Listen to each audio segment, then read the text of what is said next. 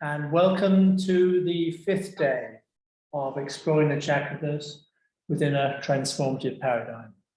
Before we start the session, have a moment's silence, please.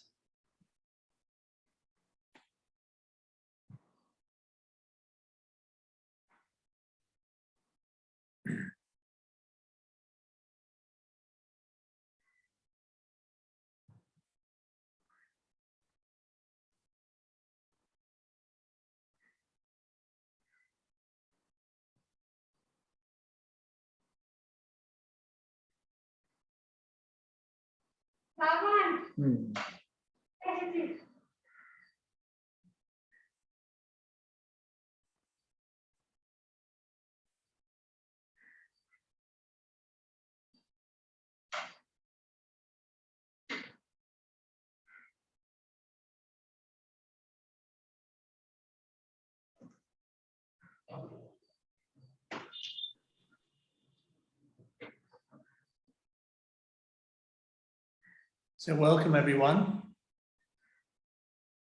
And this evening's session is going to be about the interplay of the psychic being with the chakra system. So over to you, Dr. Basu. Very much looking forward to this session. So thank you, and thank you all for bearing with me. And we will be talking today about the psychic being, and we'll be talking about some concepts which are a bit difficult to understand. Means I'll be presenting you to them, but I'm not sure whether I'll be able to present them in a way in which it can be understood, because after all, it is something that has to be experienced, number one. Number two, that to understand it logically, you have to go over the letters on yoga, or that is Dr. Dalal's compilation of the psychic being, books like this, you have to go over. So might be number of times you have to consult them to understand some of the things. So I've already sent the slides. So some of these slides you can go over and you can cross check, because these things are things are difficult. Things are actually a bit difficult. Conceptualizing what Professor Shailendra was asking yesterday, the inmost being, which is actually something which is difficult to conceptualize. But we'll try to do that. We'll try to do that in our own way. So we'll share the screen.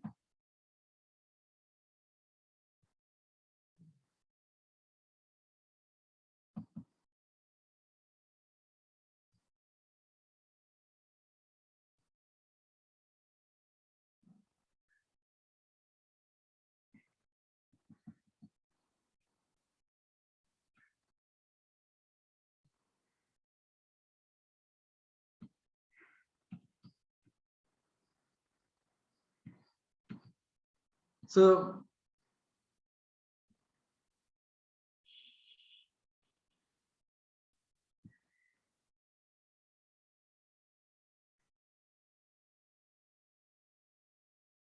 this was what we were at the end we were showing yesterday, that love demands a personal bond, and because you can think about universal love, you can think about altruistic love, and you can think that both of them are same, but altruistic love is something, and universal love which comes out of spirituality is something else. So and we said that at the heart level of the heart chakra, we are working on that, and love can be possessive and passionate and turbulent. This is what happens when you get deviated at the level of the heart chakra. But that is one thing. The other thing is that love alone cannot be complete. Now, love alone cannot be complete without force. So today we will be understanding the psychic being. So we had the heart chakra always in the Kundalini, in the tradition. Then why we are wanting to surpass the heart chakra? Why the heart chakra is alone not sufficient? What is the problem? What is the problem? that the heart chakra alone is not sufficient, and Sri Aurobindo had to go and to work on some other center at the same level, but which is not the heart center, which is behind heart center. Now this is very interesting. Now, one is that there are two considerations you have to consider. You have to take in view that all our love and enjoyment at the level of the surface being have evolved from the inconscious. So whatever has come into our surface personality, into our outer being, has come from the inconscious. And the inconscious, we have said that it is intrinsically impure because the inconscious contains all the opposite of what is there in the superconscious. So all the opposite things are there. So love is represented as hatred, knowledge as ignorance, light as darkness, joy as sorrow, so pleasure as pain. So all things are just the stark opposite in the conscious, and from there the evolution is starting. So from there we are bringing all the stains of this inconscience, the stains of ignorance, the stains of falsehood, the stains of suffering. All these we are bringing into our evolutionary growth, and that is why our outer being has got all these problems from where the purity has to be extracted. And love is something which is very important of all the elements, because we are discussing yesterday why love is important, because love has been sent by the Ananda of Satchidananda, has sent love so that we can get back to the oneness, the concept of oneness from where we have come. That was originally this one consciousness, and this one consciousness had to divide endlessly. And because the multiplicity would not have come if division was not there, creation would not have come. And for the creation to be multivariegated, to be very dynamic, and to be many-sided, to be colorful, you need to have unique divisions. But the unique divisions forgot that they emerged from the same base, from the oneness. And love comes to heal that division. Love comes to heal that division. But we start actually from our surface being, where everything is in a pale-mell, everything is in a hodgepodge, everything is disorganized, everything is impure. And that is why, what does the heart chakra does? It extracts love from its attachments to the different parts of the being. Impure means what? You see, I'm not talking about purity and impurity in the moralistic sense. We are talking about in the sense of evolutionary psychology. What is that? That because it is attached to the mind, it is attached to the body, it is attached to our vital, it is attached to our ego. So love has to be separated from all these things, dealing from all these attachments, and then only it can be connected with the universal consciousness. So first thing the heart chakra does when you are working on the heart chakra, that it is purifying the love which is impure because it is attached to so many things, not in a moralistic sense, but in a psychological sense, that it is impure because it is attached to all the things which foster division, which doesn't foster unity. So love is being segregated, love is being detached from everything. And then the second consideration is that when one reaches the inner being, when one reaches the inner being, one gets connected with the universal consciousness. So you get connected with universal love. You can get connected with universal love. But here, there is a great problem which Sri Aurobindo identifies. That is a very great problem which Sri Aurobindo identifies.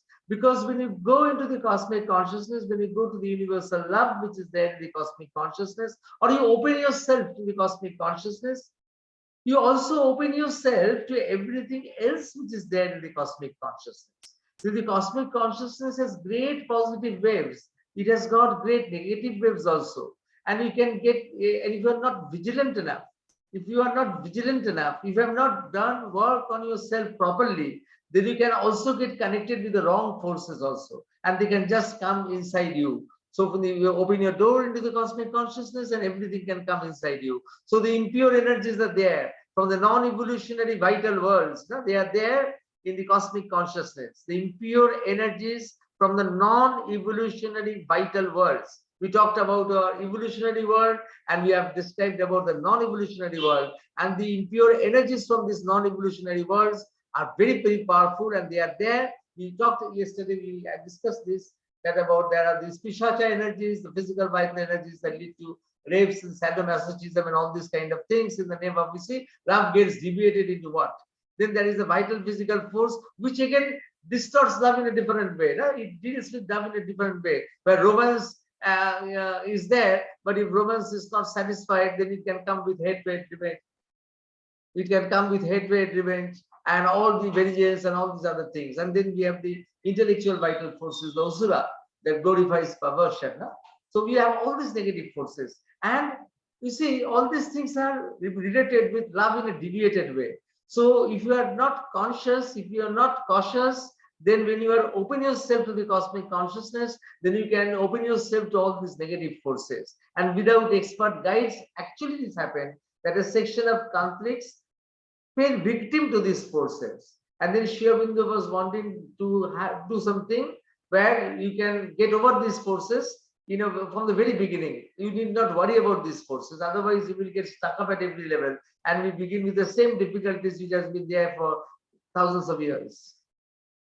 Now, to understand it, to understand this, the what you call the limitations of love, even the limitations of what we call universal love, and you have to understand something which is very interesting, which may sound very strange to you, but which is actually very interesting. I will afterwards tell you, because I also have got a personal bearing to these aphorisms of Sri Aurobindo, which I understood in my own way. Now, as Sri Aurobindo says that universal love that emanated from the plane of the heart chakra, it brought in compassion and brotherhood, but does not necessarily mean that they were aligned with the Shakti. Now, this is something which you have to understand, which Sri Aurobindo has said, a very important aphorism of Sri Aurobindo. He is saying that, you see, you have to understand it from the perspective of integral consciousness. What he has written here, there are three aphorisms, one after another. I will read it out to you. It is very strange that he has said these things, and we have to understand it from the point of consciousness. Now, he says that Christ came into the world to purify, not to fulfill. So he was purifying because he was wanting to bring love where love had to be brought, because love was missing. He himself knew the failure of his mission, because that he knew that he had to undergo all these what you call all the tortures, the maladies that he had to undergo. So all this he knew, and the necessity of his return with the sword of God into a world that had rejected him. So he also knew the necessity of his return with the sword of God into a world that had rejected him. But he means, you can say that, has Christ actually thought about this thing? But when Sri Aurobindo talks about this, Sri Aurobindo talks about Christ in the cosmic sense. He's talking about the cosmic phenomenon of Christ. Christ as the Son of God. Christ as the Vibhuti. Vibhuti, that Sri Aurobindo has described avatars and Vibhutis. Avatar who has come down directly, and between the avatars there are the Vibhutis who help the avatars to work. So Christ, because he said that I am the Son of God, so Sri Aurobindo said that he is a great Vibhuti. And then he came into this world to do a certain work, but that Vibhuti was sent for a certain work, but that work was not complete. So something else had to be done. And therefore Sri Aurobindo says Muhammad's mission was necessary. Muhammad's mission was necessary, else we might have ended by thinking in the exaggeration of our efforts at self-purification, that the earth was meant only for the monk and the city created as a vestibule for the desert. You see that because Christ brought love, but the strength was not there. And that is why you see that he's being nailed on the cross could not be avoided. His being nailed on the cross could not be avoided. The torture that was there in his body could not be avoided, because the Shakti element was not operative at that time. It was only the love element that was operative. But it was historically important from the consciousness perspective. That also was important from the consciousness perspective. Why? Because when Christianity talked about universal love, then they have to communicate this to the general public. But the general public will not understand what is universal love. How they will understand what is universal love? So if it can be shown that universal love is something which can bear the greatest torture that can be possible, that torture of the divine body being nailed on the cross, that severe torture, that severe, what you call, that severe of the severest tortures. So that is something which is very appealing, and that is how the people understood that this phenomenon of crucifixion, this phenomenon of Jesus on the cross, this is actually leading one to salvation. So one can go to salvation from the symbol of the cross. You see, otherwise people would not have understood universal love at that point in time. So when Buddha talked about universal love and compassion, you remember that was done in India, and India we had already a background of the Vedas and the Upanishads. So Buddha did not need to show something opposite to establish his compassion, because the background was created in India. That you have to remember. Our Vedas, our Upanishads, our spiritual heritage was there even before Buddha came. So Buddha, when he talked about compassion, he didn't have to talk about, or he didn't have to demonstrate that he has to take the extreme amount of torture. In fact, he had to show that his torture of the body was not necessary. He abandoned that for his nirvana. So this is a very important thing, but in the Western world, that was needed. Historically, that was needed. Otherwise, if the suffering was not shown, that Christ has to bear this suffering, this suffering which the world is witnessing, this suffering, then people would not have understood what is universal love. And that is why it is said that there are some diamond moments in history.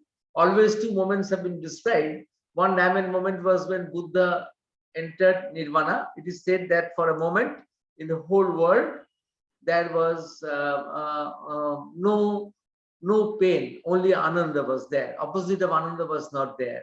And another diamond moment when Jesus was nailed on the cross, then he had for a moment absorbed all the suffering of the universe into himself. He had drawn the suffering of the whole universe into his own being. So that is a diamond moment. Of course, there will be another diamond moment much later when the mother brings down the supramental to assure that the evolution in the future will go to the end to which has been visioned by Sri Aurobindo. So Muhammad's mission, we see that for Sri Aurobindo says that love had to be balanced by force, and therefore Muhammad's mission was necessary. So you see, all these things I am trying to show you, to tell you that the heart chakra alone is not enough. And if the heart chakra alone was enough, Jesus' love would have been enough to change the world, or it would have been all fulfilling. So at a certain point, love acted, but then love had to wait for something else to come.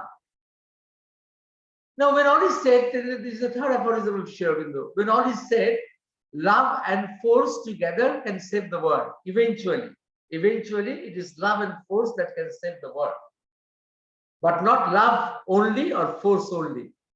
Therefore, Christ had to look forward to a second advent, and Muhammad's religion, when it is not stagnant, look forwards through the imams to a Mahdi. So it looks forward to something like Sufism, which brought in new waves, new things. Now, for us, then what is important? And from the integral perspective, what is important? You need to have a regulator which will align the love and force in the purest mode. Until you do that, then you cannot think of transforming anything. So to think of transforming anything, you see, to think of transforming anything, changing everything, you have to align love and force, and for that you have to have a regulator. And who is this regulator? Who is going to align the love and force in their purest modes? Who is going to do that? And you need a separate center. The heart chakra is not enough. You need something else than the heart chakra, to whom both the heart chakra and the vital, all the chakras of the vital, they also will be subservient. And who is that? That is the psychic being. It is a psychic being to whom the mind, vital, and the physical, they get hooked. You see, it is around the psychic being that you can actually integrate the mental, vital, and the physical. Therefore, the mental, vital, and the physical chakras, they can also have that integrated fulfillment only if the psychic being is brought into the picture. So the psychic being or the evolutionary soul principle, because as we know, the Atma, actually the Jivatma doesn't evolve. It is there constant. It is a non-evolving thing. But the Jivatma projects something into the evolution which can evolve. Now, this is a very difficult thing. It is difficult to understand, difficult to conceive, difficult to experience. And you have to go, if you are, those of you who are really interested to know these things, these are the seed ideas of Sri Aurobindo that I am giving. You have to go to Sri Aurobindo's letters on yoga or compilations of the psychic being and all other compilations that are there by Dr. Dalal, very beautiful compilations Dr. Dalal has made. You have to go to them and read them many times. Then little by little, we can understand. You see, we have to read them many times and sit silently and ask guidance from Sri Aurobindo, ask his light, then only an experiential knowledge will come. An experiential knowledge will come which will make you understand these things. So, psychic being alone can help the force of transformation to descend and open the chakras upwards down. Now, Sri Aurobindo wants the chakras to open upwards down, and that cannot be done unless the psychic being is activated. You cannot do that. Now, the psychic being, what is the difference from the heart chakra? The heart chakra is there, which is working with love that was originally impure and making it pure. And the psychic being has also psychic being, which is the heart chakra is doing that. The heart chakra is actually what I said. The heart chakra is actually trying to make things pure from that impure matrix. But the psychic being has come down directly from the Supreme. The psychic being has come down directly from the Jivatma. It has not come up from the inconscience. And this is the main difference. The psychic being has been projected into the system from the Jivatma. So it has been not projected, it has not been projected from the inconscience, from above, from below. It has been projected from above. And therefore it carries an intrinsic purity. It represents purest love and pure enjoyment, pure bliss, which can align with the pure Shakti. So it has got a pure purity, and that purity is love and light, and that purity is that in such a mode that it can align with the pure Shakti. When one comes into contact with the psychic being, one opens to this pure love and bliss and force that connects one with the universal and the transcendent. If the psychic being comes forward, it can replace the ego and transmute the ordinary movements of life. So what Sri Aurobindo wants, that the ego has to be replaced. You see, what we do with the ego. Now, this is also an interesting thing, but very important thing to understand. Again, it needs a very separate session for that. The ego, what is the ego? In Sri Aurobindo's parlance, what is the ego? The ego is something which is trying to harmonize the discordant parts of the being. You see, the outer being, the physical, vital, and mental, they are not harmonized with each other. Ego is trying to balance them. But the ego is also made from these things. It is made from the same matrix of consciousness from where the physical, vital, and mental are emerging. And the ego is biased. You see, it is not, Sri Aurobindo doesn't view ego in a moralistic way. He views ego in a psychological way. Ego is biased. It is skewed in statistical terms. Sometimes it is biased towards the mind. Sometimes it is biased towards the vital. Sometimes it is biased towards the physical. The ego is all the time biased. Then what do you do with the ego? In our Indian spirituality, it had been said, you kick out the ego. You kick out the ego, become egoless. So that is very good. That is very good. But what happens when you kick out the ego? You only have the great void. You only have the Jivatma. You only have the supreme, either in the mode of negativity, like the negative absolute or nirvana, or the positive absolute or the Brahman. So you need not stay to work in the world. You are satisfied with spirituality. So if you do away with the ego, because it is the ego that is holding us, that is allowing us to work in this world, in spite of all its difficulties and its biases, it is still pulling us through this world. And therefore, we will discard the ego, then spirituality will remain, but psychology will not remain. There is no place for psychology if ego is not there. When I first started work on spiritual psychology, then one of the greatest professors of philosophy in India, who had afterwards adorned the Radhakrishnan, the chair which Dr. Professor Radhakrishnan adorned in England, he told me that you people have no value, psychology has no value in spirituality. I think it is because of that he told me, because you do away with the ego, what is there? Because you do away with the outer being, and the outer being is the thing with which you are working in the world. So there is no personality left, nothing is left. Now Sri Aurobindo gives a different viewpoint. because he wants that the individual has to survive in this world. He doesn't believe that the individual has to dissolve, that the individual will dissolve into the absolute. He doesn't believe that. Of course, the outer being is not the true individual. The true individual is something other than the outer personality. But in our Indian tradition, it was always there that the individual, after a certain point of time, has to merge with the supreme, with the vast, with the absolute. Only Sri Aurobindo, and only Sri Aurobindo said that no, the individual also will continue to play its part in the world. You see, this is the difference. Very great difference. Mother said in agenda, she has said this, that only the problem is that only Sri Aurobindo says this and nobody says that. Everybody in India has the opinion that you don't need the individual. The individual, after a certain point in time, when you have satisfied with everything in the world, and when it is time for you to turn to spirituality, merge with the absolute, merge into the great void, get lost into the nirvana. You don't need to be born again. Main thing is that you don't need to be born again into this world. So whether you follow the Buddhist tradition or whether you follow the Shankara tradition, you don't need to be born again in this world.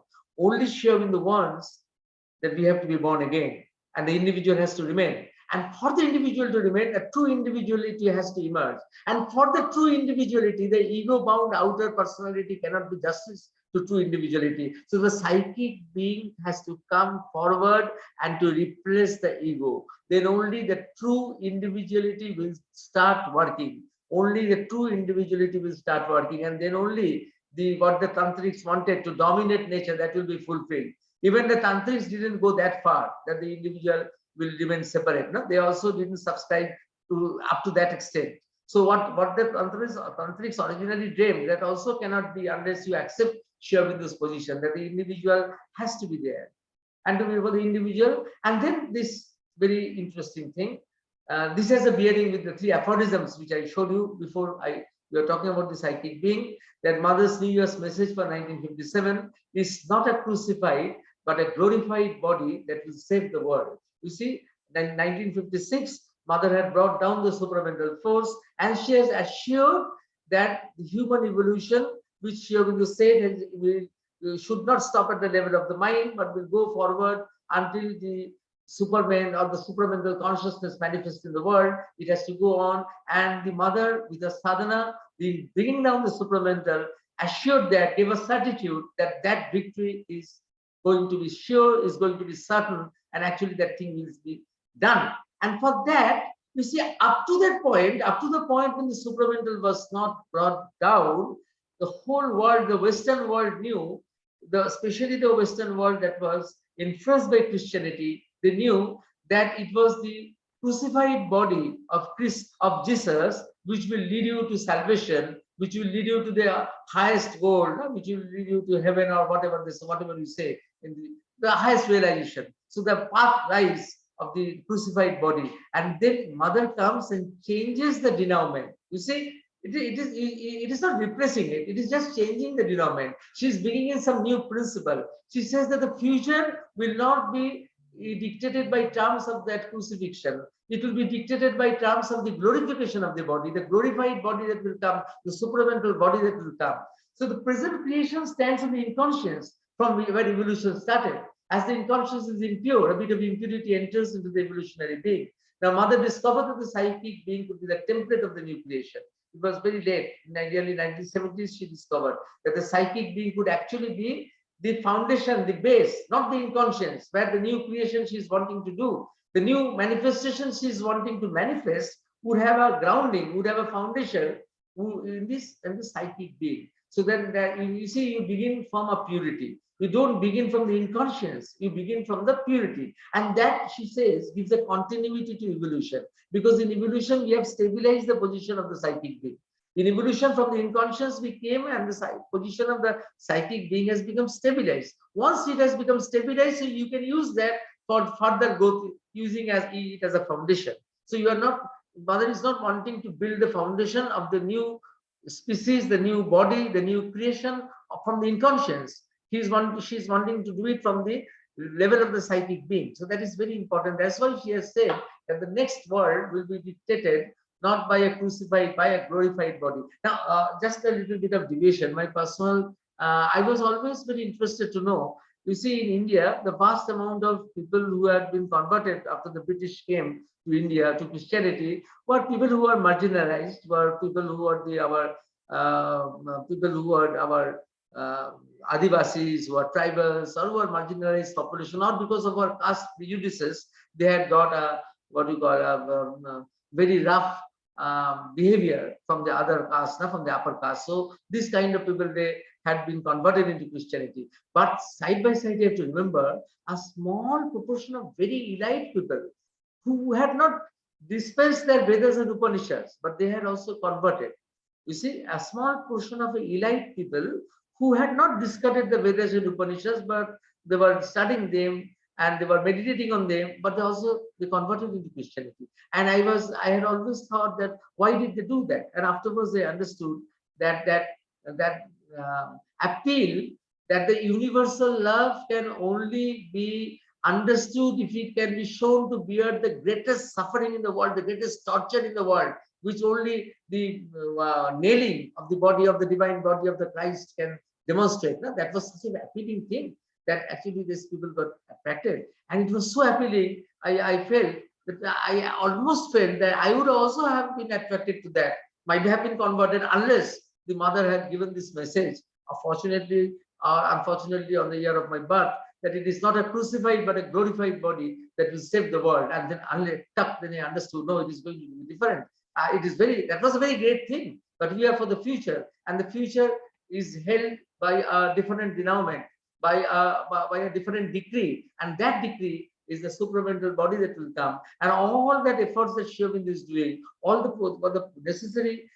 the necessity of doing this program also, of these chakras and all, to show that Sri Aurobindo uses all the methods that already had been used. He is not rejecting them, but he is projecting them in a new light, in a new way, so that they can lead to the transformative paradigm, to the transformative goal. Now, to understand the psychic being, the place of the psychic being, you have to understand the lines of the descent of the supreme reality, Satchidananda. We talked about this, the Satchidananda is Sat plus Chit Shakti plus Ananda.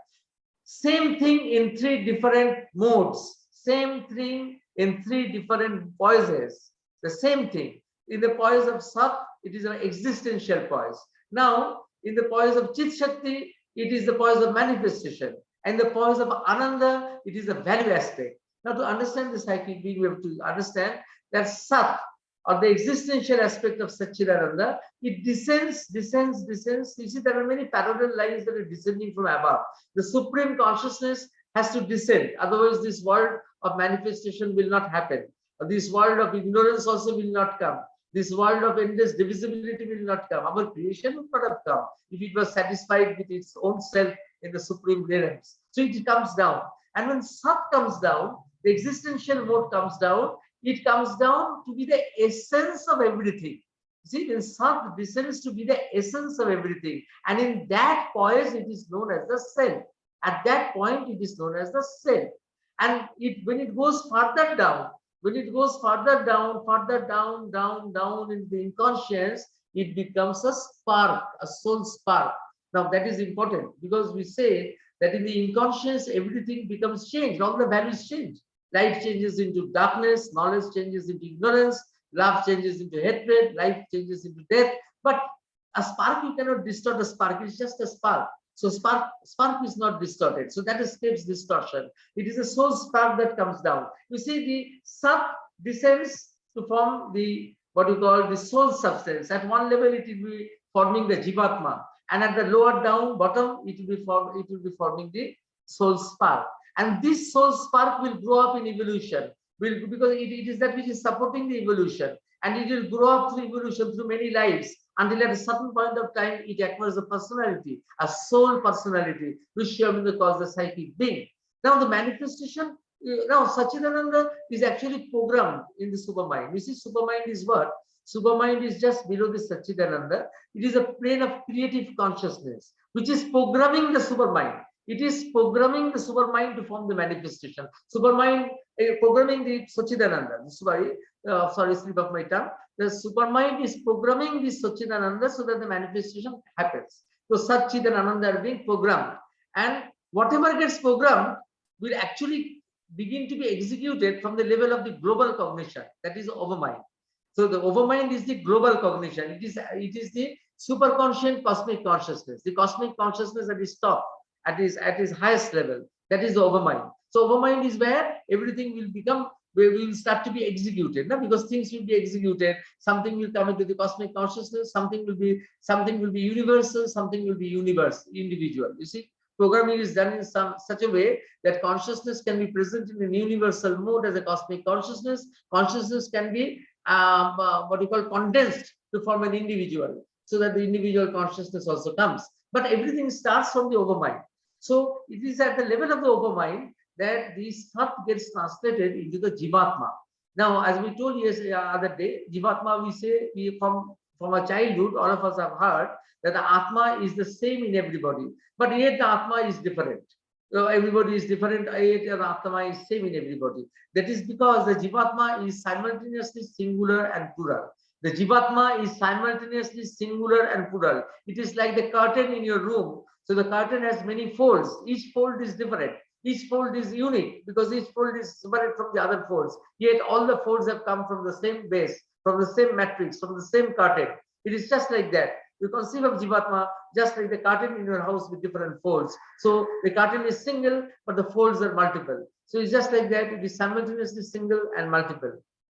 And the soul substance, which is jivatma, at one level it becomes the soul spark. Huh? The same thing becomes the soul spark in the inconscience. And when it grows, that spark goes through evolution. So the spark actually has been projected from the jivatma. It is no longer in the jivatma. It has been projected so that it takes part in the manifestation. And when it takes part in the manifestation, it has to grow through every life. So every life it accumulates experiences and it grows and becomes a well-formed personality at a certain point of time, which Aurobindo calls the Chaitya Purush or the psychic being. Again, very difficult to understand. You see, it has been projected from the jivatma. The jivatma is in the unevolving mode. It is not evolving. It is beyond the manifestation. It is not evolving. It is beyond the manifestation. Remember, the jivatma is not evolving. It is just beyond the manifestation. But its projection goes there into the inconscious is the soul spark, and the soul from the inconscious evolution starts and the soul spark follows. Because you see, something of the truth has to follow. Otherwise, the thing that is being there in front, which has been built up, will crumble. That thing will crumble. No, something has to follow to hold it. As if, for example, anything has something to hold. No? If I am holding a mobile, then this mobile is supported by an idea. Now, of course, there is an idea which is supporting this mobile, and that idea is invested with force. Otherwise, this mobile would not be only a theoretical idea. It would not have been actualized in reality. So there is a force and an idea behind everything. So there is an idea and a force behind everything, even for the mobile, even for the thing you are constructing, even for a picture you are drawing. No, there is an idea. You wanted to draw a picture, and then you had the force, you had the energy to take the canvas, to take the oil, and actually draw the picture on the canvas. So you have to execute your energy. So everything you see at every level, you have to have a combination of an idea and force to hold anything. So there is an idea and force that is holding me. And what is that? That is the soul essence, that soul spark that goes from behind. It is just holding me. That's why I can say that I am an idea and a force. You see, Aurobindo used to say that you are an idea and a force. You are an idea and a force. Why he was saying that? That the essence of you, essence of every one of us, is an idea and a force. And this idea and force are held together in their soul spark, and their soul spark grows through many lives, acquiring positive experiences, acquiring beautiful experiences. You see, acquiring very positive and beautiful experiences. It grows up, and then at one point of time, it grows up to such an extent that it can become a personality of its own right. But still, it is a projection of the jivatma. So this is something which is something new in our Indian tradition. This was not very much elaborated upon. There are very hints of the psychic being. There are hints here and there in the Upanishads, but actually it has not been developed. It has not been developed. It was Aurobindo and the mother has developed this concept in a very in a very strong way to show that the true individuality, if you have to fall back on it, then you have to fall back on something true which is holding you. Something true, and something true can only be a projection of the soul, because anything less than the soul substance will not serve that purpose. So the soul substance, whether it is Jivatma, whether it's psychic being, though the Jivatma is in the unevolving mode and the psychic being is in the evolving mode, but you see the psychic being actually constitutes the inmost being, but the inmost being has also two parts. That is the inmost being of the psychic being which takes part in the evolution, and that is a part of the inmost being which doesn't take part in the evolution, which Aurobindo called the central being, which Aurobindo called the central being. So the Jivatma actually, I will qualify this last slide. I think I've sent you the slides, but I will qualify this slide and send you so that you don't get confused. So inmost being means the soul, but the inmost being also has two what you call there are two divisions of the inmost being. One is that which is just behind us, holding us, supporting us, and then one is which is in the unmanifest mode, which is our central being, which is the Jivatma. But both the Jivatma and the psychic being actually they are our soul substance. So together you can say that they constitute the inner being. You can tell that together you can say that they are constituting our inner being. But then again, you can also separate that even in the inmost being there is a separation, because the Jivatma is in the unevolving mode and the psychic being is in the evolving mode. So this is just for a simplicity that the inmost being is our soul substance. Now that I was talking about the psychic being. Now then another line is descending. This is a parallel line. You cannot confuse the two lines together. You see, these two lines cannot be confused together. The soul is descending, the sat is descending as one line. There are many lines that are descending in a parallel way. Many parallel lines are descending. Many parallel lines are descending. So one parallel line is the existential mode of Sat, another is the Chit Shakti that is also descending. And when the Chit Shakti is descending, it is descending to form both the evolutionary and the non-evolutionary worlds. The Chit Shakti is descending to form both the evolutionary and the non-evolutionary worlds, which we are talking for the last few days. We have been talking continuously of these two worlds. And these two worlds are linked together by the inner being and the chakras. The inner being and the chakras, they are actually linking the evolutionary and the non-evolutionary worlds. But the non-evolutionary worlds are fixed and they do not progress. They do not need the soul as a support, because the soul with the psychic being, because the psychic being which is projected by the soul, it actually helps in progression. So the non-evolutionary worlds, they don't progress. They don't need the psychic being. The evolutionary worlds are progressive and they need the soul. They need the soul support. Jivatma and the psychic being and all these things are needed by that. So the Chit Shakti produces this evolutionary and non-evolutionary worlds, and these two worlds are linked by the inner being and the chakras. Remember that the non-evolutionary worlds do not progress. Evolutionary worlds only progress. So when the gods descend to the earth, they cannot work, because without the psychic being you cannot work on the earth, because the earth is a place of progression. So therefore a god has to descend into a human being. That is why the story in the Puranas, you will endlessly find these stories. Then when a god comes into this world, Indra or somebody else enters a passerby on the road and then starts his work. Because you cannot work directly, even the gods cannot work directly until it comes as it enters the human being. So that because the human being has a psychic being that is progressive, and that is why the avatars have to come down in the human form. No? Avatars cannot work from the non-human pose; they cannot work. That is why the avatars have to come down. Now the psychic being goes through life experiences from birth to birth. If it comes forward, it governs the instincts and can transform nature. Ordinarily, we are not aware of the psychic being. We are not aware, except at certain points in life when we spontaneously feel an inner happiness, wholeness, joy, and goodwill. Perhaps when you are standing in front of the samadhi, when you are standing in front of a Himalayan peak, something is there which comes and gives you a different kind of feeling, which is very pure, which is something, a movement which is very pure, something which can change your nature, something which is transformative, something which is totally different from the usual experiences. And this state is not dependent upon outer conditions and even appear in unfavorable conditions. You see, even in the times of great crisis, all of you at one point or the other, when you had a great crisis in the world, in your life, and you had invoked the divine, you felt a protection. You just remember, just if you conceptualize, if you remember that there were times in your life when you were in great what you call danger, or you got in a great chaos, or something in the midst of a great falsehood, and then still something inside protected you.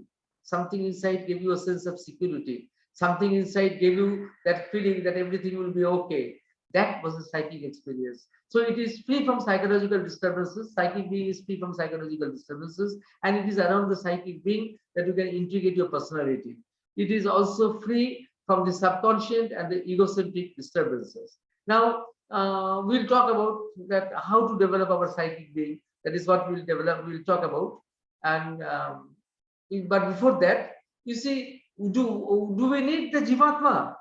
Do we need to have the experience of the Jivatma? But in Shiva Bindu's system, you need the experience both of the psychic being and the Jivatma. The psychic being brings bhakti. You see, all things that are intense, self-giving, surrender, turning of all movements Godward, discrimination, choice of all that belongs to the divine truth, good, beauty, rejection of all that is false, evil, ugly, openness to the truth, to the self, to the divine. Psychic being brings all the intensest purity, intensest love, intensest beauty, feelings of all those things. All things that are intense in their movements and intense in terms of purity, in terms of consciousness, those things come and they are stored in the psychic being. So all intense experiences in life are stored in the psychic being. Now this is very rare. If I ask any of you that can you tell 10 such experiences in your life where intensest experiences you had, something when you stood in front of the samadhi, something when you had when you first saw the ocean or the Kanchenjunga peak, something when you had first experienced love, or some when a news of a death just came into you, or during a great crisis you had a feeling that you are being saved. Narrate some of these experiences. We will not be able to tell even 10 experiences in our lifetime. So these are the only experiences that are stored in the psychic being. You see, psychic being stores our experiences which are most intense from the point of consciousness, and which have a purity, and which have some spiritual, what we call, angle attached to it. So all these things only are stored in the psychic being. All the other experiences, they are left out. No? Like you see, it is like this, that we have experienced in psychology, that we have asked people who actually have played football and they have been sent to see football matches, and they come back and they have been told to describe the football match. Nobody can describe the match totally. Everybody just remembers key points in the game and fills up the rest by one's unconscious memory of football. So they fill up the gaps. So it is that in a huge scale in life. In life, only the most significant things are recorded in the psychic being, and the other things go to the cosmic waste paper basket. Other things go to the cosmic waste paper basket. That is why when people suffer from dementia, when an Alzheimer's disease patient comes to me and the people are very upset, they say that he has become a vegetable. I said, don't worry, nothing is lost. All the beautiful experiences in life are kept in the psychic being, which is not going to go away. It's only the outer memory that has faded. What is there? All sorts of nonsensical things are there in the outer memory. All that we read in the newspapers and see in the television news and all, which have no value. But the real valuable things are stored there in the psychic being, which is not affected by dementia. It's there in the fourth dimension. And therefore, that will remain as memory templates. You see, that will remain as templates. You see, these very beautiful memories that are stored in the psychic being will remain as memory templates in the cosmic consciousness. Again, when another birth will occur, these templates can go and actually help in that birth, or it can influence not only one person, but it can influence many persons simultaneously. It is a very complicated issue. Once when we have a session on rebirth, then I can explain to you, then you will understand how complicated it is. Shiva Bindu's theory of rebirth is a cosmic theory. It is not an individual theory that Ram becomes Sham or X becomes Y. It is not like that. It's more of a cosmic theory. It is a cosmic phenomenon that is happening. So the psychic being, for example, you see Beethoven, his psychic being carries the memories of beautiful music. They will be stored in the cosmic consciousness as memory templates. And then afterwards in life, it actually, not only one person, but many people can become open to Beethoven. Many people can become ready to accept his music. and that these templates can start working in many people, not only one person, but many people at a time. Again, a whole template can actually come and join with one single individual. That is also possible. There are many possibilities, many things happen. It's a very complex thing. But to understand Sri Aurobindo's rebirth, then you must know the psychic being, because that carries all the memories of our lives. Even after our individual lifespan has ended, it will remain in the cosmic consciousness as the memory templates, which will be useful in future lives. Now, the realization of Jivatma is something else.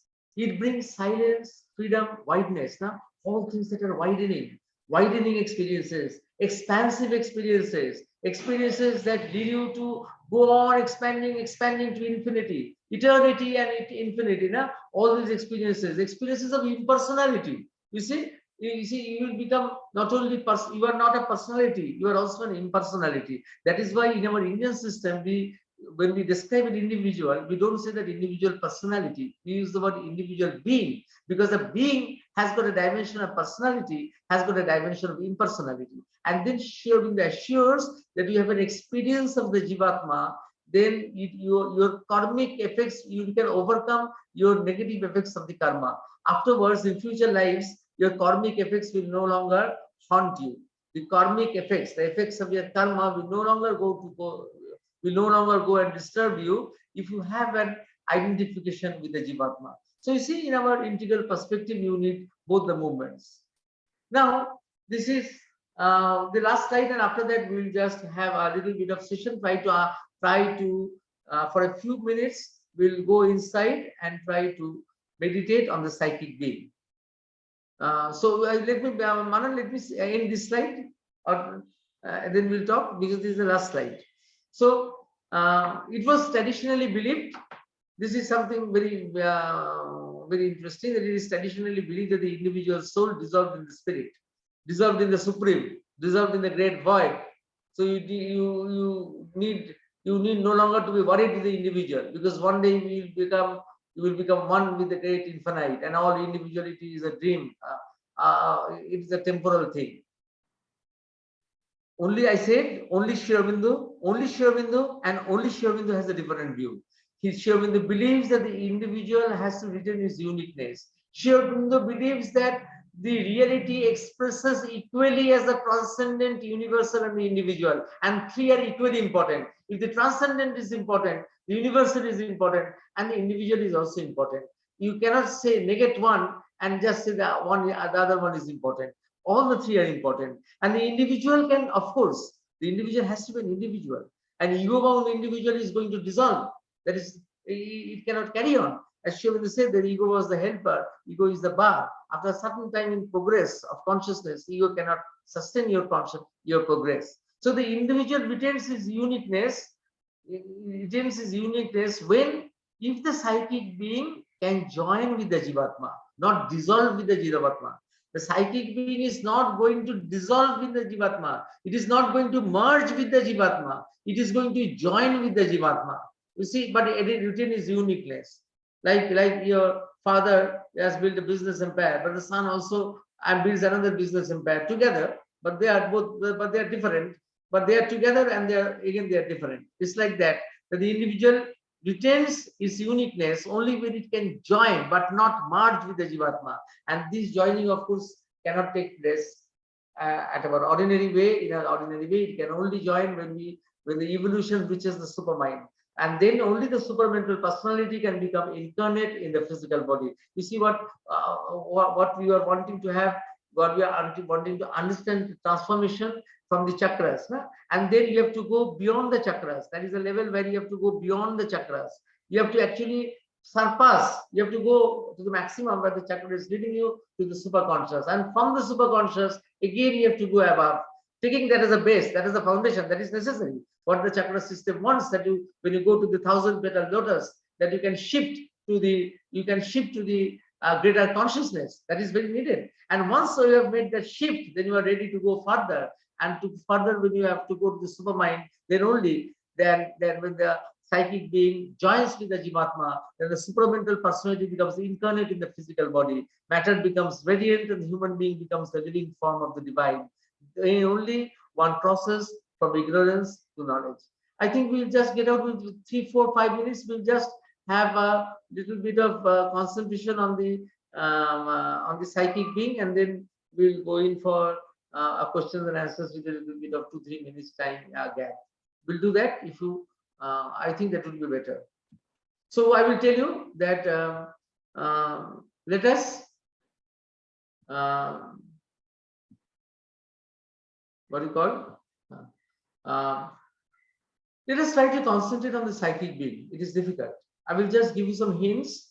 Many of you here are meditating. Some of you, I have told these things also earlier, but I will be repeating it because these certain things can be repeated. There's no harm in certain things getting repeated again and again. So, what I will request you to make it be silent and close your eyes and just follow me what I'm saying. Now, why I'm saying this, psychic being is something which you're going to concentrate. And this psychic being is behind the heart chakra. The psychic being is behind the heart chakra. So it is far, far, far, far behind our usual notion or usual boundaries of our being, because it is in the fourth dimension. Now, this is very interesting. The psychic being is in the fourth dimension. Now, why I am telling you to practice this exercise, when we usually close our eyes, be silent and go within, deep within. We can go far, far. We can go to a very great depth. But usually, what happens for our ordinary sense-bound individuals, when we concentrate very deeply, we may end up at the farthest end of the third dimension, psychological third dimension, not the third dimension of physics. The third dimension of psychology is the space which contains all our viscera. It contains our heart, lung, kidneys, and all. That is the space. Now, that is the third psychologically, that is the third dimension, the space that contains all our viscera. So we go to the extreme end of that third dimension, to the farthest end of the third dimension. Usually, it is very usual when we sit and concentrate and we think that we are going inside, and going inside. Usually, then I can end up at the last point of the third dimension, which contains all my viscera and everything. Now, for the psychic being to understand it as something, the place of the psychic being, you have to still go beyond, even beyond that third dimension. You have to still go beyond. It's like that. If you just imagine that in the cosmos, then one astronaut, when he goes from one spaceship to another spaceship, then how he does? How he goes? He swims across the cosmos. An astronaut swims across the cosmos to go from one spaceship to the other spaceship. So it is like that. You are also moving. We also have to move through the cosmic consciousness to a different space which is completely behind us. That inmost being occupies the inmost space, which is completely behind us, even further than the farthest, and that is separated from us by the cosmic consciousness. You have to, when you concentrate, go to the farthest end of where you have gone, and from there you conceive that you are entering the cosmic consciousness, and through the cosmic consciousness you are going or approaching or swimming or bridging into another space which is again far behind, but which is there, which is supporting you, which is actually also supporting you, but it is just so behind that you are crossing that cosmic consciousness to go there. And that cosmic consciousness actually contains your inner being. That cosmic consciousness which you are traversing contains your inner being and the chakras. That cosmic consciousness contains your inner being and the chakras. And even beyond that, you have to go to a space which contains the psychic being. So is it like a one spaceship to another spaceship that you are going? And when you are going, the astronaut swims to the cosmos, no? Like that, you are swimming to the cosmic consciousness, swimming across the chakras in the inner being, and finally going to another space which is totally there, another spaceship there, and which is the psychic being. Of course, it is a spaceship because it is going to take you, no? All your memory templates, it will take it there and place it in the cosmic consciousness when you physically you are no longer there. So it's also a kind of soul spaceship, a soul spaceship, you can say, but you just concentrate on that, go deep, further deep, further deep, go behind, behind, behind. Or if this imagery is difficult, if you imagine that you have gone to a great river and there are many boats there, and you have to go to the last boat, then you have to cross all the boats. Huh? But when you cross the boats are all there in water. So between the boats there is water. So like that, there are passages that you have to cross. And so these passages that you have to cross, the passages in cosmic consciousness that you have to cross. So when you have gone deep inside you, when you have gone deep inside you, and then again further, deeper still, crossing the cosmic consciousness, there is another deeper space there still, which is also there supporting you, and you have to go there. So this is just to show you that one has to go really deep, more deep, deeper and deeper, and one has to go to the fourth dimension that is supporting everything. So one has to actually go to the fourth dimension to have, and then afterwards you can concentrate so that the psychic being can come forward, it can be brought to, it can come forward, it can come forward, it can come forward, and as it comes forward, the inner being and the outer being fuse with each other. As it comes forward, the inner being and the outer being can fuse with each other. So that is something, that is a type of thing that we can meditation, that if it is sometimes once or twice a month even, we can sit down when you have time and practice it. So it's our time 5 o'clock. When we just meet, separate James, we can just leave for a few minutes for everybody wanting to take a cup of water and come back and start with Manan's query. Yeah. Manan wants to add something, enrich us something more than a query. Manan has to enrich us with something. So we just stop recording for a few minutes. Yeah, sure.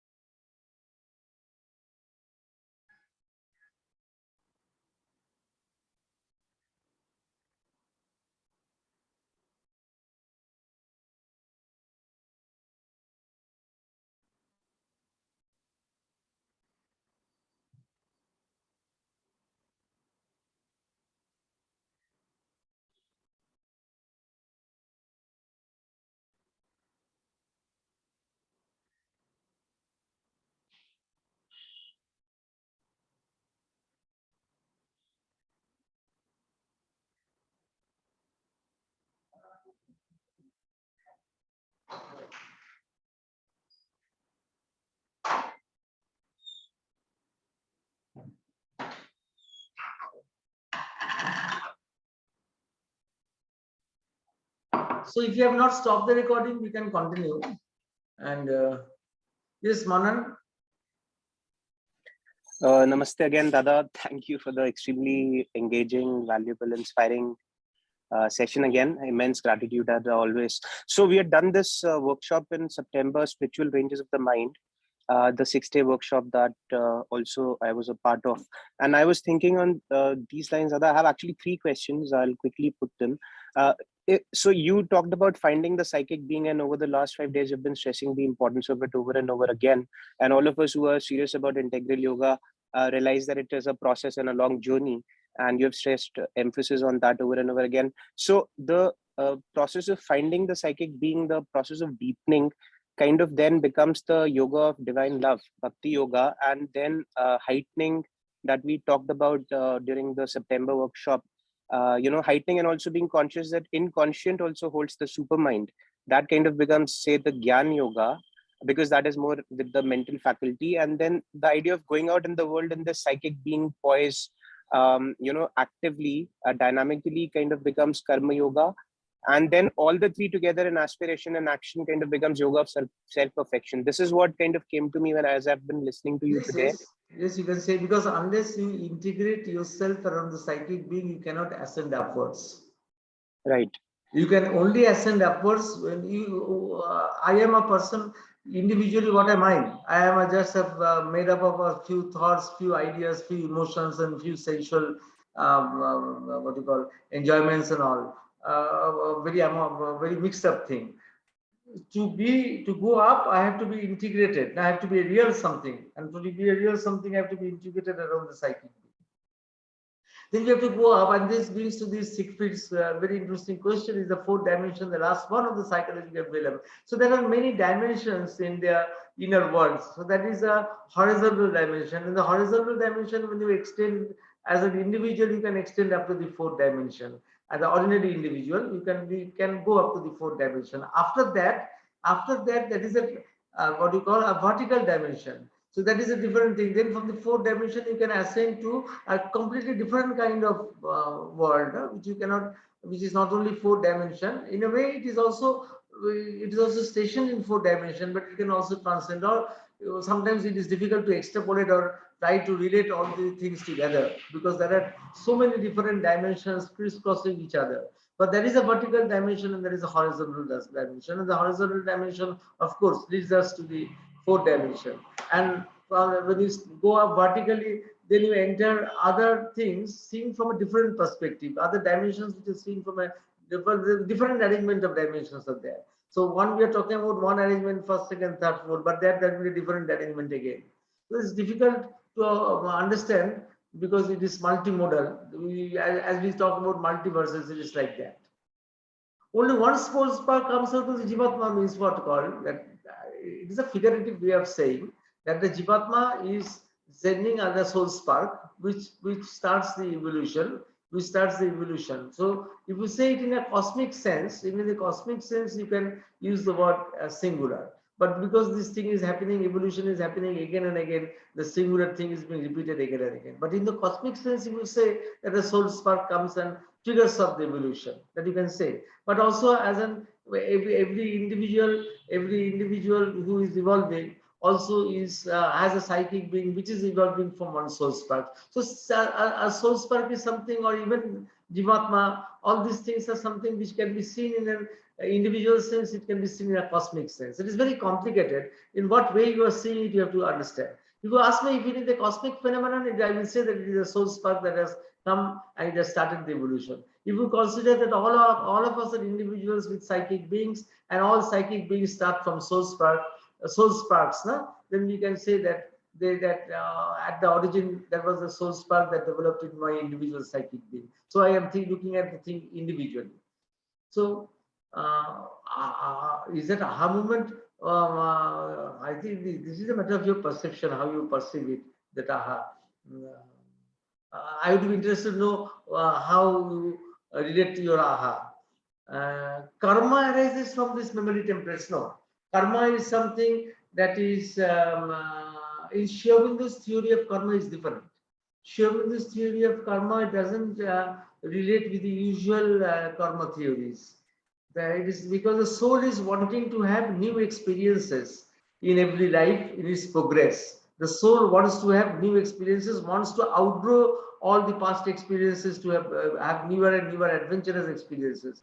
So that is in Sri Aurobindo's perspective, that is karma. And all these newer experiences which are novel, which have something creative, innovative, and which have a spiritual touch will be preserved in this memory template.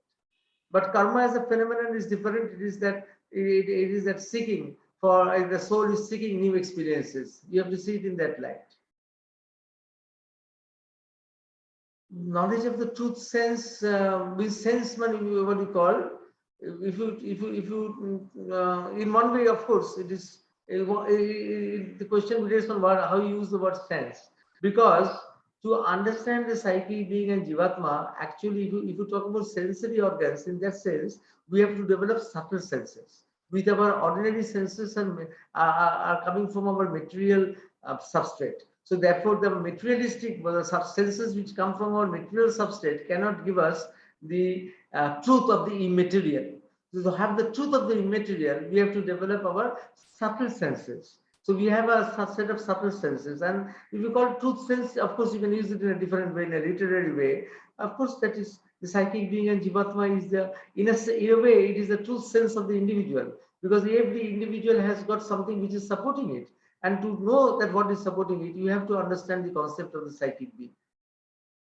Yes, there is self. Atma and Jivatma constitute together the self. One can say that one and unified many of the cosmic manifestations. Self has got hyper-fragmented through its descent into the world of matter. A hyper-fragmented, but in each fragment it is the whole. Even if you consider that it is hyper-fragmented, but in each fragment it is present as a whole also. So that is something what you call one has to understand that. So I will just read out the question again. Whether could we say that there is a self, the Atma and the Jivatma, one and many above cosmic manifestation? Of course, we can say, while the self, and that's why Aurobindo used the word multiple divine. Multiple divine, he used that term. While the self has got hyper-fragmented through his descent into the void of matter of the inconscient field, becoming scattered into many of spark souls at the bottom. Oh, yeah, of course, you can say that. You can say that. But then every fragment contains the essence to reflect the whole also. Every fragment contains the essence to reflect the whole. Therefore, evolution will be like a reintegration of the seemingly fragmented self in this material universe, the awakening and growing of all central beings, spark soul, as evolutionary psychic being, consciously one with its corresponding Jivatma. Evolutionary being consciously one. Of course, this will only happen at the very farthest end when evolution progresses in consciousness. You see, we have not achieved this now, what you are saying, but evolution would be this reintegrating of this central being and spark soul and all will be reintegrated. They will come at a very high level, which we still have not achieved, but in evolution of consciousness, we actually can be going to what you are saying. That is why that was the last slide that we showed was reflecting this, that this can only happen at the very high creative consciousness.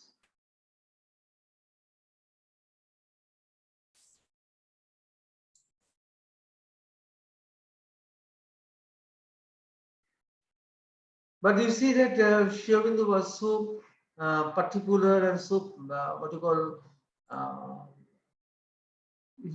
how he dared to describe about Jesus and Muhammad in that terms. One cannot just think about in how he has described about Jesus and Muhammad and placed them in their proper perspective. And these are things which are not known, which are very rarely discussed, because they can be, of course, I think that it is good that they are not always discussed everywhere. They can be liable to misinterpretation unless they are seen in the context in which they are shown. But in the context in which they are shown is fitted with this integral scheme, where you need to get over, you are not only satisfied with the heart chakra, but you want to have, you have to have love with this integral perspective tied up with all the other things. You will see that in the four great events in history, all these four have love. All these four have love. Now, what are these? One, Aurobindo said that the first event was the event of Troy, because Troy created the siege of Troy created Hellas. Second is the Christ being crucified, and the third is the Vrindavanization of Krishna, and fourth is the Palakai at Kurukshetra. Very interesting. In all the four, love is there. Love is there in all the four movements. So if you see the first one, that Aurobindo says that the first great event is the, of course, in the Western world, is the siege of Troy, which created Hellas, because Hellenic civilization was created. And the Hellenic civilization which was created, the Hellenic civilization brought in so many things. It brought in philosophy, it brought the concept of the Olympics, it brought the concept of lighthouse, it brought the medicine. We take Hippocrates' oath, which is from the Hellenic civilization, that has given us the Hippocratic oath about science, about mathematics, and even building the lighthouses and all these practical things that the Hellenic civilization brought. But then it brought another thing, another great thing it brought. It brought the value of love at very different levels. If you see the Iliad and the Odyssey, and you see love is being established at very different levels. Many levels love is being established. So the love between the two lovers, and the lover and the beloved, and the love between the love that exists in the family, the love between brothers, and the love between the friends. No? So every love, every type of love is sanctified and brought forward. And it is opening in the 10th year of the War of Troy, when Troy has been devastated, and Helen is going to see as being the most beautiful lady in the world. She's going to see the duet between her present husband and her previous husband. But nobody is saying that she is what you call she's so unlucky because of her Troy has been devastated. Nobody is saying that. Everybody is saying she's so beautiful. But for her, for whom it would have happened, such a thing had to be born because of her beauty. You see, glorifying beauty was that romance was being glorified, and before that, in human love was not being in the romantic aspect of human love had not been glorified in that way. In that Helens that even show that Hellenic civilization coming that brought that romantic love, and still for the last thousands of years we are reaping the benefits of that. All our literature, drama, arts, our TV programs, cinemas, and all our poetry, everything thrives on that romantic love, which was given by the Hellenic civilization. That gave that, and even afterwards, even after that Troy, you see, when you see the effect of that romance, when Cleopatra is committing suicide, and Shakespeare's description is that she's taking those small snake-like things called asps and making them bite her breast, and she is saying, because she knows that Antonio has died and she will be taken away by Octavius, and she doesn't want to go. She doesn't want to get herself degraded to the point where she will be a pawn in the whole game. So she is wanting to die. And then Shakespeare puts these words in her mouth: I have immortal longings. I have immortal longings, which means love is immortal, which means love is immortal. And then the second thing is about Christ on the cross, which Aurobindo said that Aurobindo said it humanized Europe. Europe was humanized because of that. And then you see, but then the pitfalls were there. It was not enough, as I described, that the love was there, but force was not there. So that is why the third movement also is very important, which happened here. The first two movements in the Western world, third movement, the Vrindavanization of Krishna, because Aurobindo says that first time devotional religion started. Before that, there was only meditation and worship, but devotion was not there.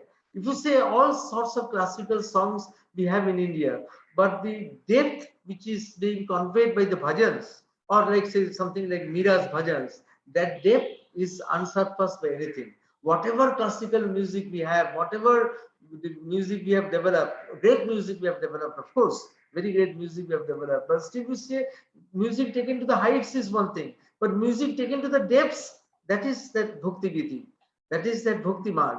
So that has been brought by that Vrindavanization of Krishna. And the fourth, he says, Kalokayat Kurukshetra, there you say again, love, the love is being not alone, love is being projected, but the way of love, the way of bhakti is being synthesized with the way of karma and the way of knowledge. You see, the knowledge, works, and bhakti, they are all love, they are all being brought together in a new type of synthesis. And that's why Anirbanji used to say that when you view the war of the Mahabharata, you have to view it in such a way also that it is a pressure of forces that are arising because a new idea is coming to be born.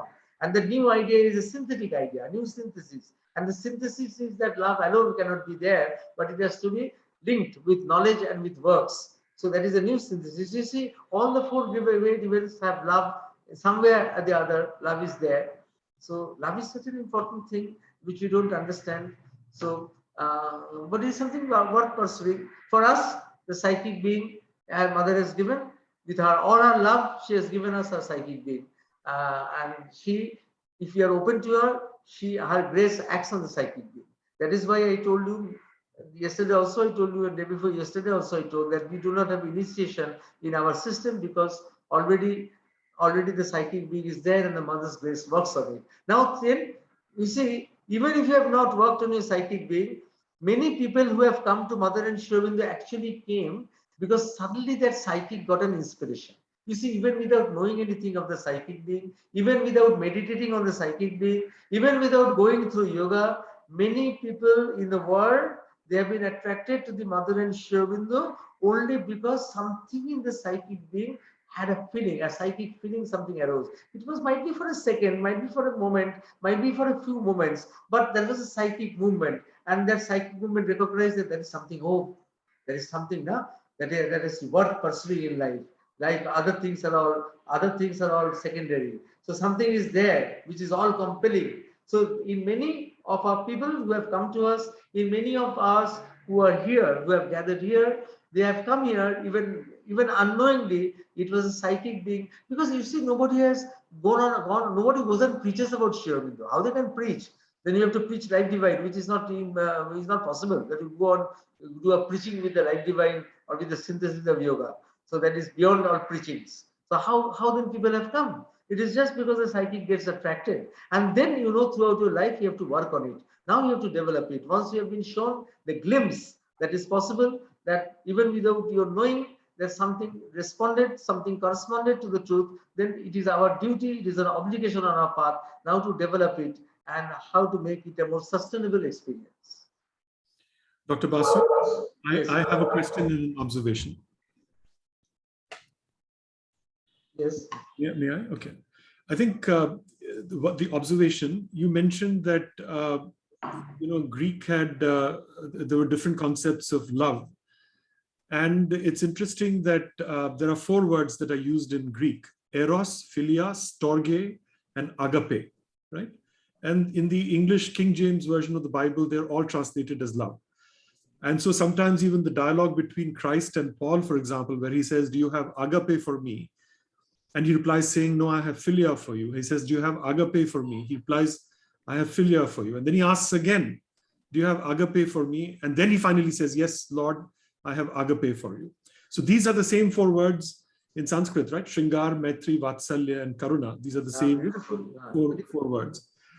And in fact, my point is that just as Paramhans Yogananda gave his interpretation of the Bible, from his point of view, I think the Aurobindo tradition has to relook at the Bible in Greek, as Aurobindo did, because my sense is that even the Europeans do not have the knowledge to completely appreciate the Greek of the New Testament. Because the experience of meditation and of bhakti that is described there is something that was lost in Europe completely. And in fact, so much so that I find the translations of the Bible into English faulty. So I find that I have to read the Greek to really understand what Christ was really saying. And I'll tell you something very interesting. In 1796 or thereabouts, I may be off by a couple of years, when the East India Company came to Calcutta, they got a bunch of pundits together with a bunch of New Testament scholars in Greek, and they translated the New Testament into Sanskrit. If you read that, so it's not through English, right? Today, all the translations of the Bible that you have in Hindi or Bengali or Sanskrit are through English. But this was for the first time that it was, and the first time it was translated directly from Greek to Sanskrit. It reads like an Upanishad. The New Testament, because Sanskrit and Greek are so close, that all the concepts can be directly borrowed, you don't even have to translate it. I mean, they're directly carried over. So that is the observation. But the question that I have for you is the following. You made a very, very interesting statement, and I quote, "The evolutionary and non-evolutionary worlds are linked by the inner being and chakras." So would you like to elaborate a little bit on that? And I'll tell you something that struck me about that. Many years ago, I saw, and as you know, in the Indian tradition, they say that Devalok, where the Devas live, they all desire to become humans, even though they have bliss all the time, but they cannot evolve, right? So that is in all traditions, Jain, Hindu, Vedantic, the notion of the Devalok, where somebody goes, but it's a temporary station where you have to come back, either be liberated or come back as a human being. So that idea is there. And there was a beautiful German film that came out about 20 odd years ago called Wings of Desire in English, but in German it was Der Himmel über Berlin. Very beautiful film by Wim Wenders. It's about a bunch of angels who come and observe the earth and long to become. Even though they are angels, they feel that they are incomplete and therefore they have to take rebirth as human beings.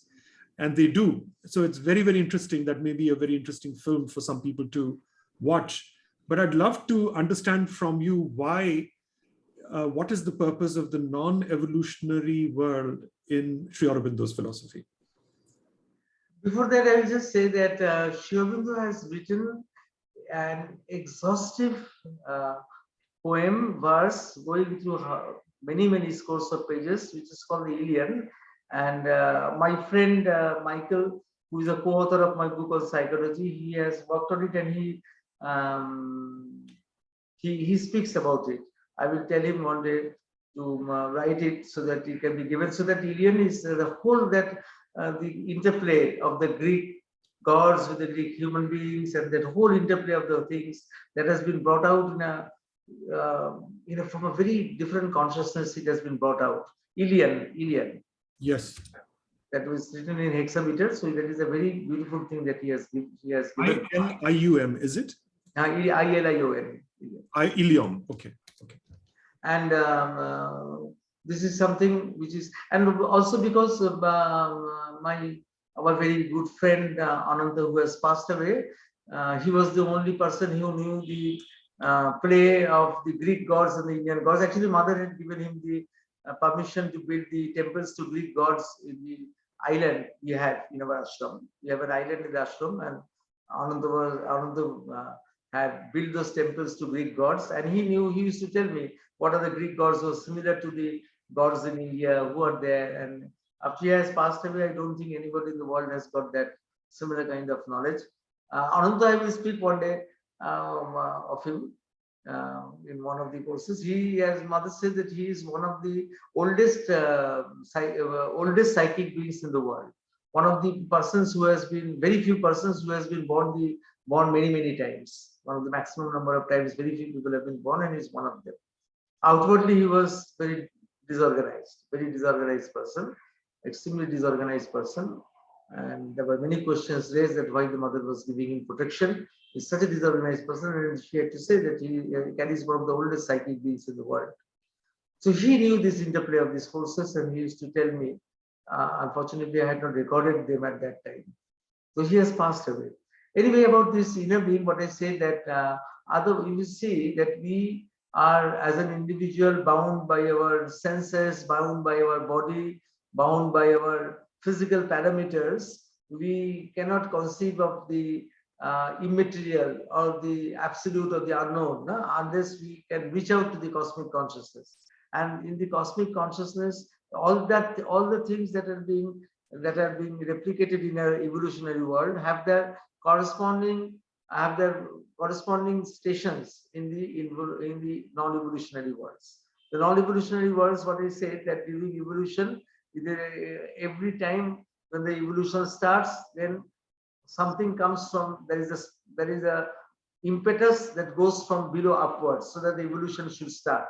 There is an impetus there is what you call a missus that works from below. But every time the inconscious pulls it down, and every time the non-evolutionary world sends a projection so that something doesn't sink into the inconscious. So that projection is being sent. So that is a projection of the, what we call the Chit Shakti, of the conscious force. The vortices of conscious force are being sent by the non-evolutionary worlds, so that the evolutionary world, what is coming up, they do not slip back like a hook. It is pulling it up, and that hook, or I say that by the hook which is pulling it up, it's a figurative way of saying that energy play that is happening there, that something is coming and something is not allowing what is evolving to slip back. The play of energy that is occurring there gets consolidated as a relay station, as a chakra. So that is why we saw that the inner being and the chakra are situated between the evolutionary and the non-evolutionary worlds. If they were not there, the non-evolutionary world was not there, the evolutionary world would not have survived. So it has to have its constant impetus from there, and the forces from there constantly act there and enrich us. So if the forces are, so if that world is not there, we can't survive also, because whatever is evolving had involved, and while it was getting involved in the cosmic consciousness, so that it has been stored there.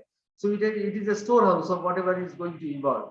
So that if the storehouse is not there, then what will evolve? From a vacuum we cannot evolve. So the storehouse has to be there in the cosmic consciousness. All these things, they have to be there, as the replicas have to be there, their templates have to be there, all their their archetypal designs have to be there. And so all the archetypal templates and the designs of everything that is manifested in the evolutionary world, in the corresponding non-evolutionary worlds, they are also there.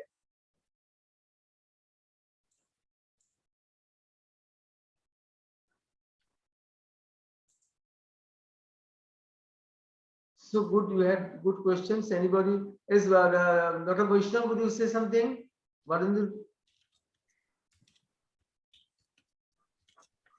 I think ground zero to psychic being for any effort of self transformation or self development. The chakras are only instruments or the servants or tools, and the ground zero from which one can start should be the psychic being. And I think this year we are at an exceptional time that we should really make every effort of that. Of it. Right.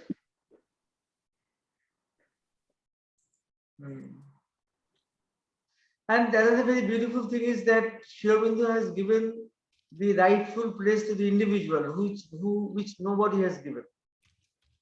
That the individual is equally important as the transcendent and the universal. Nobody has given that view. Only Aurobindo has given that view. The individual is not, when it has come, when it has manifested, it is going to be there.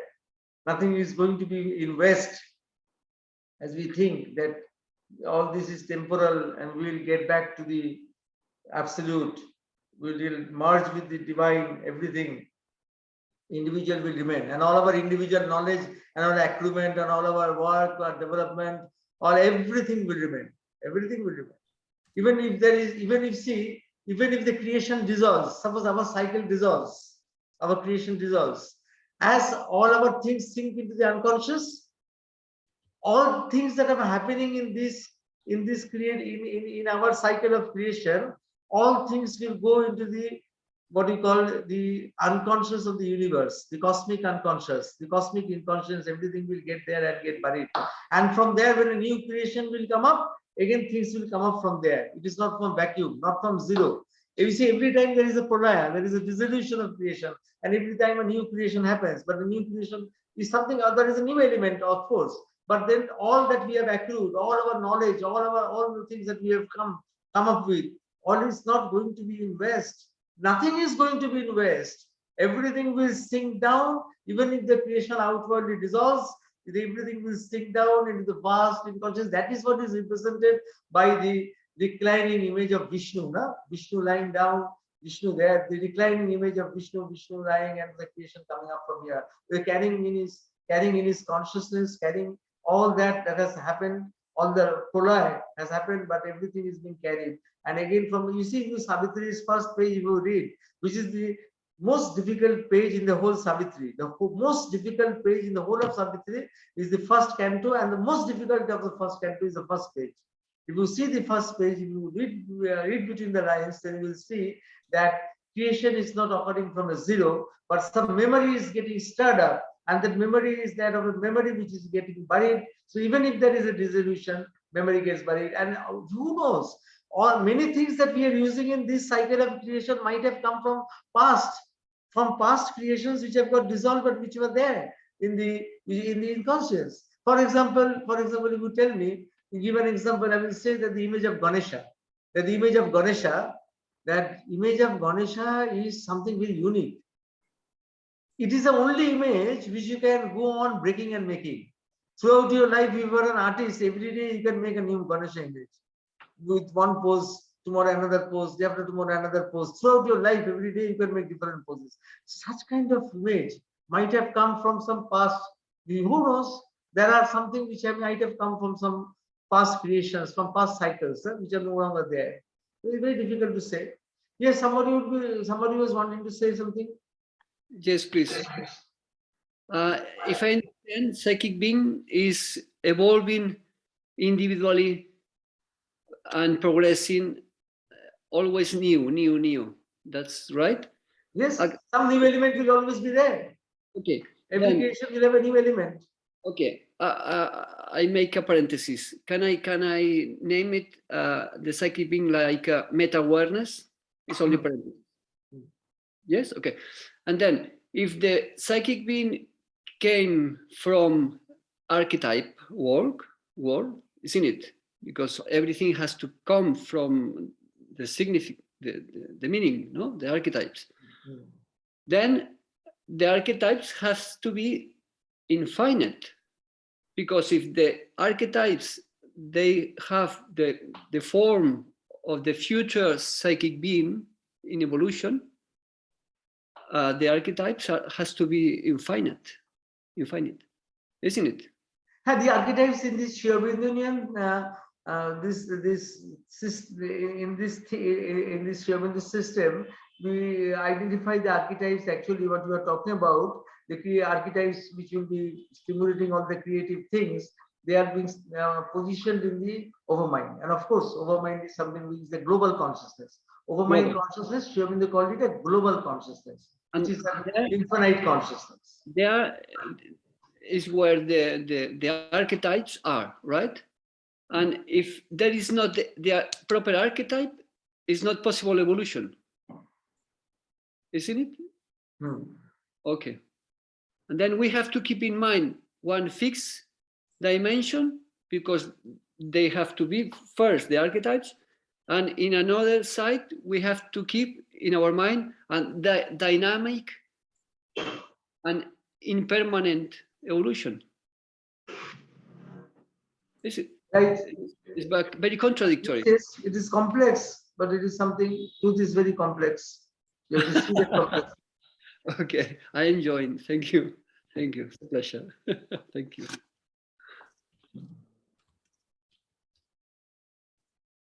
So we think that we call it a day and we meet tomorrow.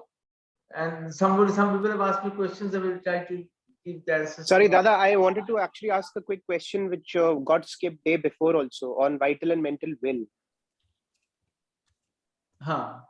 What is the question? I only, if you can very quickly, so day before we talked about higher vital, right? And you talked about all the challenges in both Vedantic and Tantric traditions, that kind of higher vital became a very difficult thing to conquer.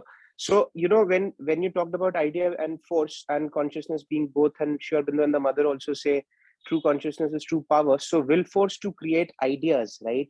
Now, is it if we divinize and bring in psychic control over the higher vital, the vital will, then is there any separate mental will also, or is it the same thing? No, that separate mental will also has to be got, because the psychic, all these are instruments of the psychic.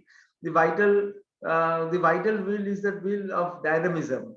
But where you go above, then you have to have a will which merges with the universal will, so that we have to work in a different dimension. So vital will is the will which is executed. And then there is different levels. The will also has different levels. So that at the level, at a still higher level, that the individual will not be dynamic in that usual sense where the vital will is dynamic, but it will just work out what the universal will wants. That is another dimension. The universal will, I want, like for example, in Ichha Mrityu. In Ichha Mrityu, that you have to link yourself with the will death. You have to link yourself with the universal will. But with the vital will, then you want to execute what the truth of the divine. The truth of the divine you want to do, you have to execute it in your life, in your work, in your action. So that is a very powerful thing. But again, that at another level, you are using the willpower for a different purpose. Then that is again something of a different formula for something for a different purpose it is being used. So that is why there are many levels, many grades which you have to use. But for this world in which we have to work, if we want to bring truth into this world, this higher vital, that has to be worked upon. Otherwise, in this world, we will not succeed.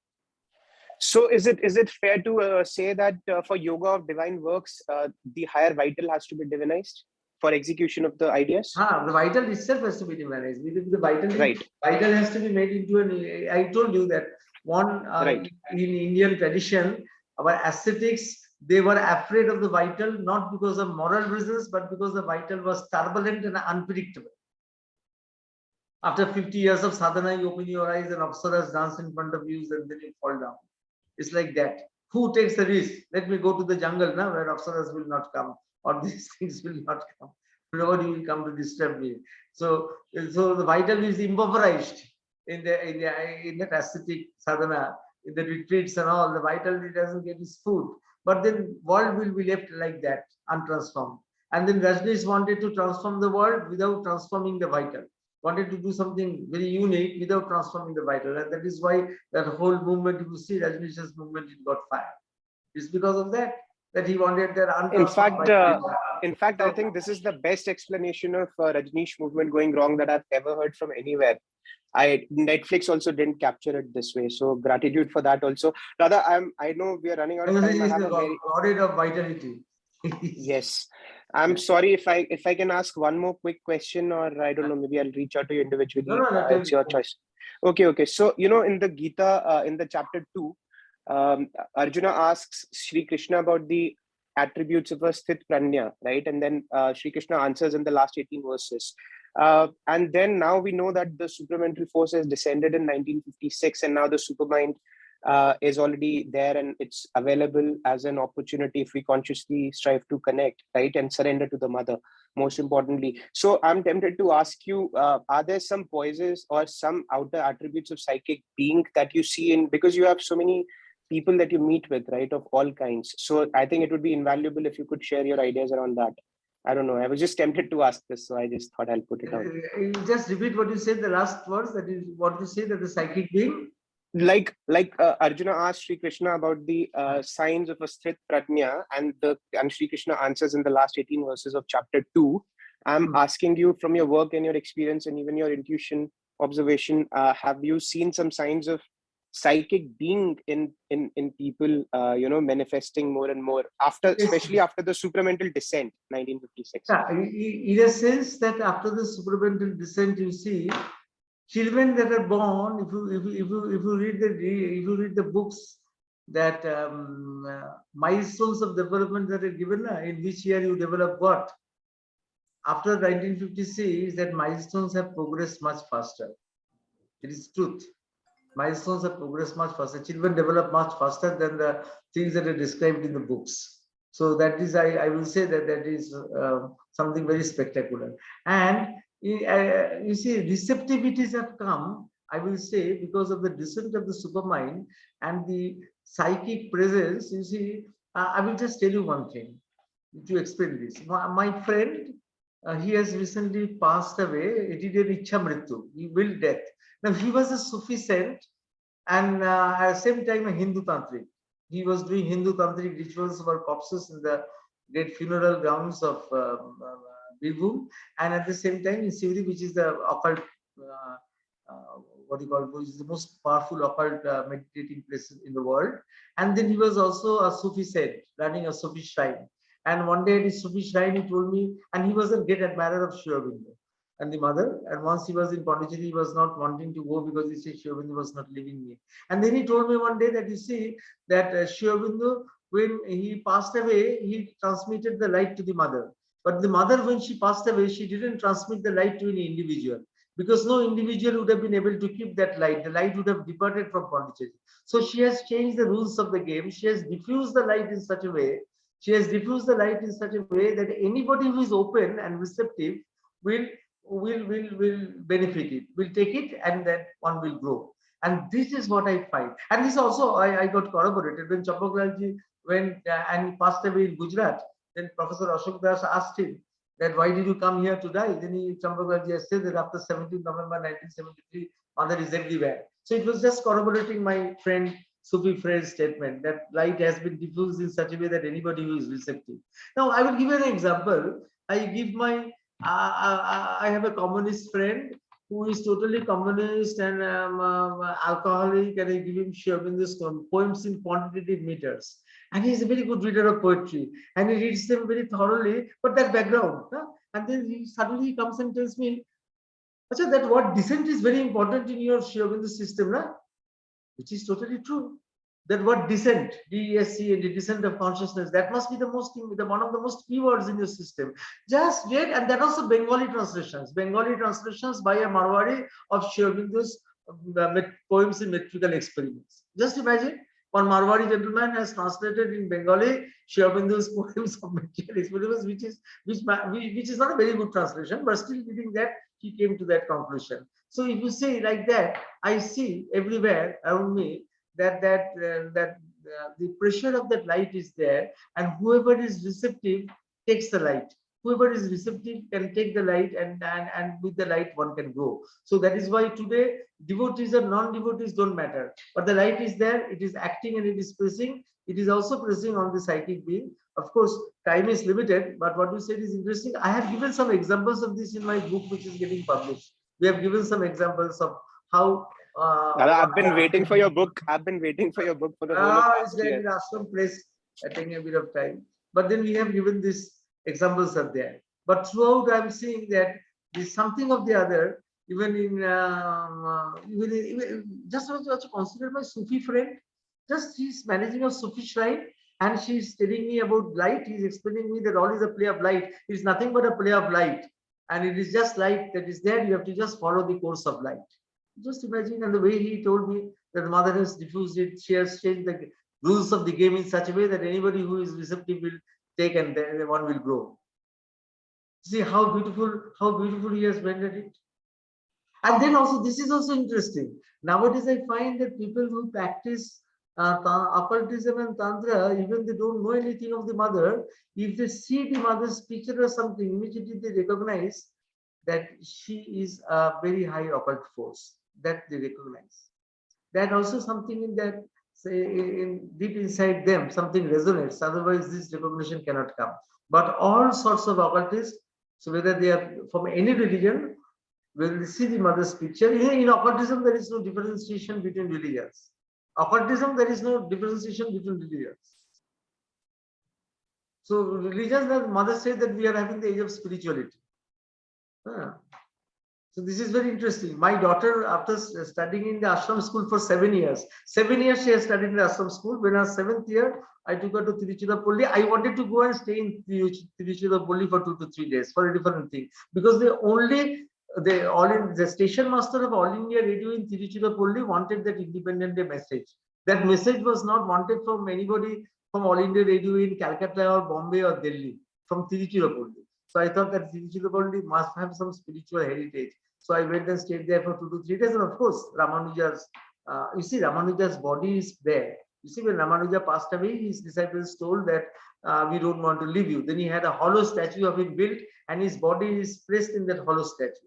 And I don't know, but they believe there that the body, like St. Francis of Xavier's in Goa, is there. The body has also got the same status, only people don't know about it. It is what they say. But it has got a very strong vibration, that place. And there, after the 7th year, my daughter asked me that, are you Christians?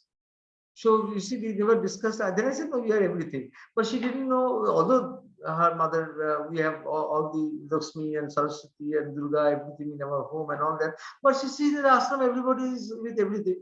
So she might advance. And today, she's going to be 17 after 1 month. Today she asked me, are we low caste or high caste? Because somebody in the school had talked about the caste-based reservations and all that are going on in India. The ashram school has opened today, and somebody gave a lecture. And since she came and asked me, I didn't give her an answer. She asked me whether we belong to the low caste or we belong to a high caste. I said, why do you ask me? Well, in the school, they described that lower caste had been given reservations, this and that. This teacher was explaining. I said, acha, acha. So you see, still here, we have that kind of system which mother wanted, that true spirituality which is beyond all religion. Still, that temper is still there. It is still there, and which is also something, because the age of religion is over. That doesn't mean that religions are are sidelined or something like that. No, the real essence of all religions have to be taken and to be developed into a true spirituality. That is what is important. The Aurobindo voice was not kept in Tiruchirappalli radio office, what happened is Sri Aurobindo gave that message in writing. But that message of Independence Day message would not have come if that All India station master of that All India radio in Tiruchirappalli had not asked for it. That famous statement where he talked about his 5 dreams and that the independence of India and his birthday are not just correlations, but they have a deep spiritual significance. That beautiful thing would not have come if he had not asked for it. No, it was written and there were 2 copies of it. No, it was very serious. Sri Aurobindo gave very few messages after he came to Pondicherry. So very few messages he gave. So one of them was this. Okay, we'll call it a day. Many of you must be late for your other things. James, so we can call it a day. Yeah, sure. Thank you very much, Dr. Basu. Absorbing session. We meet again tomorrow, 4 o'clock, for the last session of exploring the chakras. Okay? So bye, everyone. Thank you. Thank you.